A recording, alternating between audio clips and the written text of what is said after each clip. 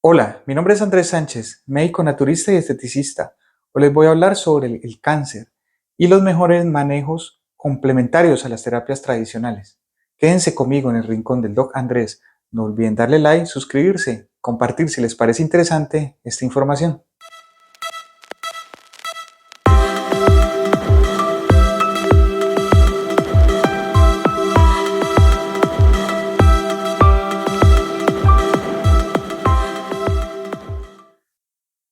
¿Cuál es la definición de cáncer? Si uno le pregunta a cualquier persona, la gran mayoría le va a decir que es una célula buena que de pronto se volvió mala. Y la respuesta es correcta. Pero ¿por qué pasó esto? Es una forma muy sencilla de decirlo, pero básicamente eso es lo que pasa.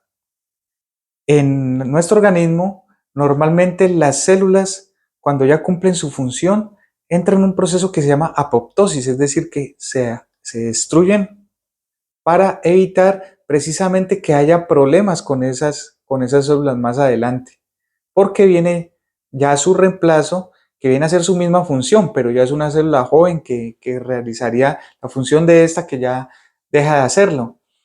Para que una célula se vuelva cancerígena podría pasar que de pronto esta célula no haga su proceso de apoptosis, es decir, que no haga su muerte programada y se quede viviendo pero de otra manera, es decir, una célula distinta, una célula cancerígena. Puede haber mutado su ADN y de esta forma entonces se vuelve una célula distinta cumpliendo una función que no tenía en ese momento para ese órgano, tejido o donde esté localizada. Eso pues obviamente lo transforma en una célula que no debería estar ahí. ¿Y qué pasa si esta célula se reproduce y todas las células a su alrededor empiezan a hacer lo mismo? O otra posibilidad es que las células empiecen a madurar de una forma muy temprana y lleguen a un estadio, digamos, diferente también a lo que normalmente debería desarrollarse, pero por un mal proceso de maduración. Eso también, ¿por qué se llega a producir?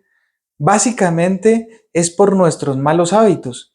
Y para hablar un poco de por qué estas células buenas de pronto se vuelven malas, tenemos que ir a datos estadísticos. En los años principios de 1900, uno de cada 20 personas desarrollaban un cáncer. Ahora en este momento es uno de cada 3 personas, es decir, que progresivamente a través de los años ha ido en aumento el porcentaje de cáncer. ¿Esto a qué se debe? Principalmente a los contaminantes ambientales, obviamente también al proceso de envejecimiento. La expectativa de vida en ese tiempo era mucho más baja, la mitad o incluso menos de lo que es ahora. Obviamente eso influye porque pues obviamente los cánceres se pueden provocar en cualquier momento de la vida, pero es mayor, pues entre mayor sea la población, pues hay más riesgo de que este se produzca, obviamente. Pero los contaminantes ambientales han ayudado mucho a acelerar también este proceso. Llámese alimentación, llámese tabaquismo, el alcohol, los contaminantes en sí del medio ambiente como tal, los insecticidas, los mismos medicamentos. Todo esto ha influido a que los cánceres hayan acelerado este proceso o se presenten con mayor frecuencia. Es importante saber esto también porque el 60% o un poco más de los cánceres son producidos precisamente por estos factores externos. Solo un 30% viene dado por la parte genética de la persona, es decir, que en la gran mayoría podríamos incluso evitarlos. Y de eso es pues, de lo que se trata. Se dice que más o menos lograríamos vivir unos 120 años si lográramos cuidarnos como debe de ser, porque nuestras células están programadas básicamente para vivir más o menos ese tiempo en buenas condiciones de salud. Pero nosotros obviamente las acabamos mucho tiempo antes porque las estamos estresando con radicales libres, todo el tiempo están esas células ahí, digamos, de una forma, viviendo de una forma prácticamente heroica porque las estamos maltratando todo el tiempo. Y hablando de esto precisamente, el cáncer se pensaba que se producía dentro de la cédula, porque pues básicamente pues, se transforma el ADN de la célula, como les comentaba, y se vuelve un cáncer. Pero no, el cáncer empieza fuera de la célula, en lo que se llamaba la matriz extracelular, que antes cuando estábamos en el colegio incluso nos decían que la matriz era un tejido de sostén para las células y ya está. Eso no es tan así, la verdad es que es de suma importancia porque ahí es donde se intercambian todos los nutrientes, la oxigenación entre célula y célula, es un intercambio permanente de nutrientes, lo que la célula desecha es arrastrada y es eliminado, lo que la célula necesita para nutrirse le está llegando por circulación. Pero ¿qué pasa si alrededor de la célula, en vez de encontrar un ambiente sano, encuentra un ambiente ácido en el que le está, pues producto precisamente de nuestros hábitos, le está llegando una mala oxigenación o no le está llegando, básicamente, no le está llegando la nutrición adecuada? Entonces esta célula, por un mecanismo de supervivencia básico, simplemente deja de recibir oxígeno y pasa a volverse una célula anaeróbica, es decir, que no necesita oxígeno para vivir, empieza a hacer su transformación para tratar de vivir de otra manera, para no dejarse morir.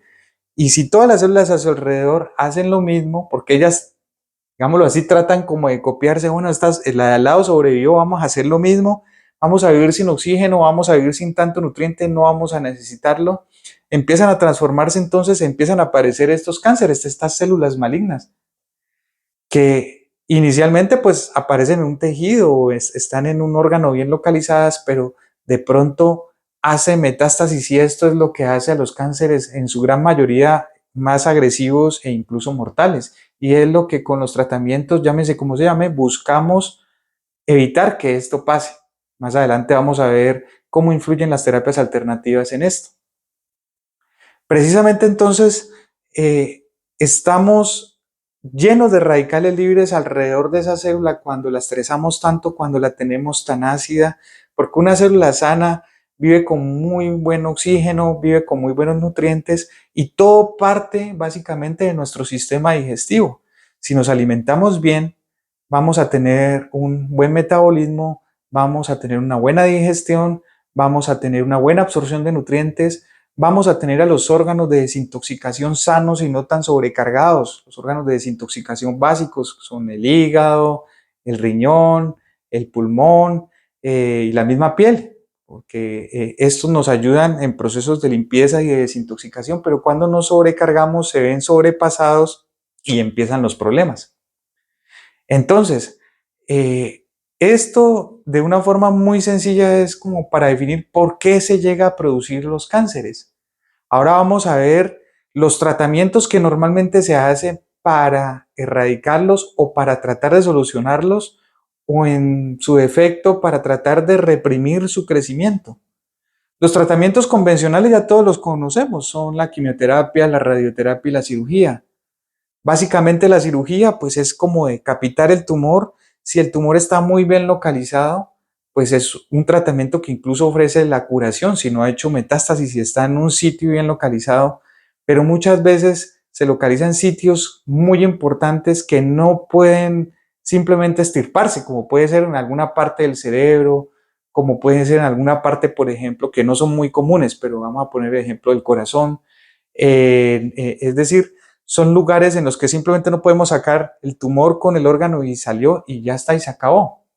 Muchas veces pues vienen las complicaciones implícitas de la cirugía, los sangrados, las infecciones, los tratamientos con que tenemos que tratar la cirugía o el posquirúrgico o el mismo dolor posquirúrgico, las incapacidades que esto genera, por ejemplo, si está localizado en los intestinos, sacamos un pedazo de intestino y tenemos que unir el estómago con y saltarnos del intestino grueso perdón, del intestino delgado al intestino grueso de una vez uniendo el estómago ahí. Bueno, hay tantas cosas que se hacen a veces con esto, que no digo que a veces obviamente son muy necesarias. Lo mismo la radioterapia lo que hace es literalmente quemar ese tumor, pero por ahí derecho pues no suele ser tan selectivo y alrededor hay muchas células buenas, hay órganos que están funcionando bien y puede también llegarlos a afectar, porque tiene que ser un tratamiento fuerte para poder garantizar que termine lo más que se pueda con esas células malignas. Pero de todas formas, al no tener la selectividad solo por esas células malignas, pues nos va a causar también muchos daños, ¿no? Y muchos efectos adversos. Lo mismo la quimioterapia, que ya es, literalmente vamos a envenenar ese tumor, entonces vamos a envenenar también muchas células buenas, vamos a tener muchos efectos adversos relacionados precisamente porque aunque ahora los medicamentos tratan de ser lo más selectivos posibles para atacar el tumor, muchas veces no lo logran del todo y terminan sufriendo órganos o terminan sufriendo, estresándose de esas células buenas. Entonces, esto nos va a producir que los minerales que tenemos en nuestro organismo, para tratar de compensar esa acidificación o ese maltrato que estamos recibiendo con la radio, con la quimio, empieza esos procesos de salir, empiezan a fallar los procesos enzimáticos, empiezan a salir las sales minerales como el calcio, la persona empieza a ponerse osteoporótica, empiezan a caerse incluso los dientes, se debilita el cabello y se cae, empiezan a haber otros síntomas como mareos, como vómito, intolerancias digestivas, se pierde mucho el peso, por la malnutrición, porque ya los procesos metabólicos no se llevan a cabo como deberían de ser. Entonces, todo este tipo de efectos adversos, digamos, simplemente ya tratan de solventarse con tratamientos sintomáticos para tratar de que sean lo menos posible. Pero muchas oportunidades, las terapias convencionales no los evitan o simplemente no se fijan mucho en esto por estar concentrados simplemente en el cáncer o no se individualiza la persona. Y no quiero decir con esto que los tratamientos convencionales no se van a hacer. Es decir, esto sería un gran error. Se deben hacer, pero se deben apoyar. Y aquí es donde entran las terapias alternativas, las terapias complementarias, como se le llame, pero llamarle terapias integrativas, porque precisamente integran la parte convencional de las que hemos hablado con la parte biológica, homeopática, ortomolecular. ¿Y en qué consiste esto? Por ejemplo, una terapia ortomolecular nos va a suplir lo que son vitaminas, minerales, grasas, todos para lograr un procesos enzimáticos, procesos metabólicos que funcionen adecuadamente, la terapia biológica o también la terapia fitoterapia, que es terapia con plantas o la homeopatía, nos va a apoyar nuestro sistema de defensas, también nos va a apoyar a nuestro propio organismo para que él sea el encargado por medio de estímulos a nuestro propio células, a nuestro propio sistema de defensas para que él ayude en este proceso, no solo de ayudar con el cáncer como tal, sino en procesos de desintoxicación y de subir las defensas que tanta falta nos hacen en este tipo de enfermedades. Entonces, ¿qué tratamientos alternativos tenemos? Alternativos complementarios, mejor dicho, a estas terapias convencionales que ya les mencioné. Lo que queremos precisamente es eso. Por ejemplo, en las terapias ortomoleculares personalmente manejamos unos sueros llamados quimioterapéuticos biológicos, que son a base de ácido ascórbico, que es el precursor de la vitamina C, y una molécula llamada lisina, que no es más que un aminoácido, que lo que hace es estimular para que las células creen como una especie de barrera para que no haya procesos de metástasis, ya que estimulan la producción proteica y evitan que unas enzimas llamadas proteasas disuelvan las células o las proteínas del tejido donde está ubicado el cáncer y de esta manera él se salga y se vaya a distancia, bien sea por linfáticos, por contigüidad o por vía sanguínea a otras partes. Entonces nos va a reforzar ese tejido normal que tenemos ahí, esas proteínas, ese colágeno, aparte de que el ácido ascórbico, la vitamina C, como ya lo mencioné en un video que hice anteriormente completo sobre la vitamina C, nos va a reforzar procesos defensivos, nos va a revitalizar la célula internamente, la mitocondria, para que por sí la célula misma sea la encargada de ayudarse a limpiar, a desintoxicar y a resistir estos procesos no solo del propio cáncer, sino de los medicamentos que se esté recibiendo, de la radioterapia o la misma cirugía. Entonces, estos sueros quimioterapéuticos biológicos, tienden a acompañar muy bien a la quimioterapia convencional o a la radioterapia convencional, porque nos va a ayudar también a que ésta sea mucho más efectiva. No es lo mismo colocar una radioterapia o una quimioterapia sobre un organismo intoxicado, que aparte de los malos hábitos que se suelen tener la persona, el mismo tratamiento de por sí sobrecarga mucho el organismo, entonces no llega como debe llegar a las células porque eso está totalmente contaminado, está totalmente ácido, están nadando las células sobre un ambiente anaeróbico. Entonces lo que queremos es precisamente volver, porque para la célula cancerígena, la oxigenación, llevar minerales, estimular procesos enzimáticos, llevar lo que son antioxidantes, todo esto es tóxico para la célula maligna y al contrario nos está ayudando a apoyar la célula benigna. Entonces esos quimioterapéuticos biológicos nos ayudan en ese proceso de apoyo a las terapias convencionales. Lo mismo las terapias revitalizantes, que se hace mucho con lo que es también el ácido ascórbico, que prácticamente puede acompañar a todo, pero también se hace con una serie de aminoácidos esenciales para un buen funcionamiento no solo celular, sino a nivel cerebral, porque el cáncer de por sí ya provoca fatiga, cansancio, pero las terapias convencionales también ayudan a que esto se presente más. Aparte de que la nutrición disminuye mucho, porque esto con el vómito, con las pocas ganas que le dan a la persona de comer, empieza a bajar mucho de peso. ¿Y esto en qué se traduce?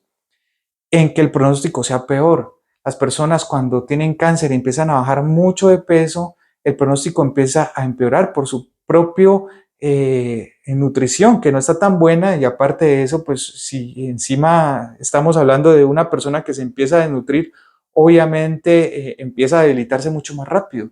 Entonces, con este tipo de terapias homeopáticas, biológicas, ortomoleculares, podemos apoyar ese proceso de nutrición y por ahí derecho las defensas que también se afecta mucho. Entonces, empiezan a haber enfermedades oportunistas, llámense bronquitis, neumonías, infecciones locales, infecciones a repetición de todo tipo, infecciones urinarias. Bueno, cualquier tipo de infección podría llegar a ser oportunista en este tipo, en cualquier cáncer básicamente, porque las defensas empiezan a debilitarse. Entonces, podemos poner también terapias que apoyen el sistema inmune, estimulando nuestras propias defensas. También hay terapias como la terapia de Riordan, que es una terapia antioxidante combinada, que es la terapia con lo que es el ácido alfa-lipoico y el ácido ascórbico. Estos dos, el ácido alfa-lipoico es un antioxidante tan fuerte, 100 veces incluso más fuerte que la misma vitamina C y la vitamina E. La terapia de Riordan ayuda a fijar metales pesados, incluso se utilizan también en terapias de lo que es antienvejecimiento para enfermedades crónicas como el Alzheimer, como la enfermedad de Parkinson, enfermedades degenerativas como tal. Entonces, obviamente en procesos de cáncer nos va a ayudar muchísimo porque hay un exceso de radicales libres. Lo que queremos con estos antioxidantes tan fuertes, incluimos también el mismo glutatión, que es el antioxidante maestro, puesto por vía intravenosa. Todos estos antioxidantes nos van a ayudar a desintoxicar nuestro organismo y a potenciar los procesos de recuperación celular. También nos va a ayudar a sacar todos esos desechos que tengamos, que esté expulsando por los propios medicamentos que se estén colocando, como la quimioterapia, que deja muchos desechos metabólicos que a la larga también empiezan a hacer efecto.